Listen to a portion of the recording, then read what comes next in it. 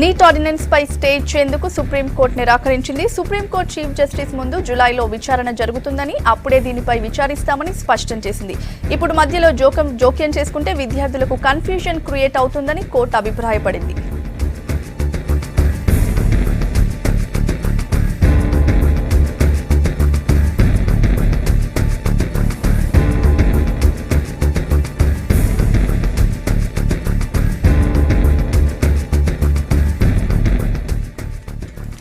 Neat ordinance పై stay ఇచ్చేందుకు supreme court నిరాకరించింది. Supreme court chief justice ముందు జులైలో విచారణ జరుగుతుందని, అప్పుడే దీనిపై విచారిస్తామని స్పష్టం చేసింది.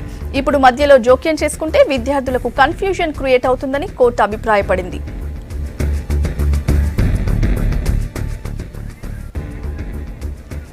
సుప్రీంకోర్టు ఆదేశాలపై మరింత సమాచారం భరత్ అందిస్తారు. భరత్, నీట్ ఆర్డినెన్స్ పై కోర్టు ఏమని చెప్పింది?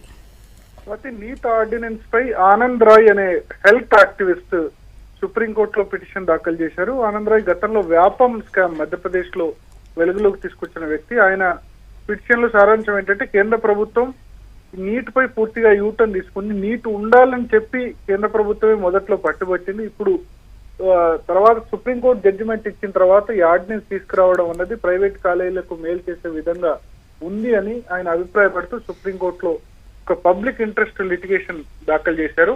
దీన్ని వెకేషన్ బెంచ్, ఎందుకంటే సుప్రీంకోర్టు కూడా ఇవాళ వేసవి సెలవులు నడుస్తున్నాయి కాబట్టి జస్టిస్ సపరేట్ చంద్రచూడ్ నేతృత్వంలోని వెకేషన్ బెంచ్ దీన్ని విచారించింది. ఈ దశలో కనుక మేము ఆర్డినెన్స్ పై స్టే ఇస్తే విద్యార్థుల్లో చాలా కన్ఫ్యూజన్ నెలకొంటుంది అని సుప్రీంకోర్టు అభిప్రాయపడింది. ఎందుకంటే చాలా మంది ఇప్పటికే నీట్ విషయంలో చాలా మలుపులు తిరిగిన పరిస్థితి. తెలంగాణలో అయితే మళ్ళీ ఇప్పుడు ఎంసెట్ అందరూ కూడా రాయాల్సిన పరిస్థితి. కొన్ని రాష్ట్రాల్లో ఆల్రెడీ ఎగ్జామ్స్ కూడా రాసేశారు. ఈ దశలో మళ్ళీ ఆర్డినెన్స్ పై స్టే ఇస్తే విద్యార్థులు, మెడికల్ విద్యార్థులు చాలా తీవ్ర ఇబ్బందులు పడతారన్న ఉద్దేశంతో సుప్రీంకోర్టు ఆ విధంగా కామెంట్ చేసి ఇప్పుడు స్టే ఇవ్వడానికి నిరాకరించింది. వెకేషన్ తర్వాత, అంటే సమ్మర్ వెకేషన్ జూలై 1 వరకు జనరల్ గా సుప్రీంకోర్టులో ఉంటుంది. ఆ తర్వాత ఈ కేసును విచారిస్తామని స్పష్టం చేసింది. సో ఇప్పటికైతే ఈ నీట్ ఆర్డినెన్స్ పై సుప్రీంకోర్టు స్టే లేనట్లే.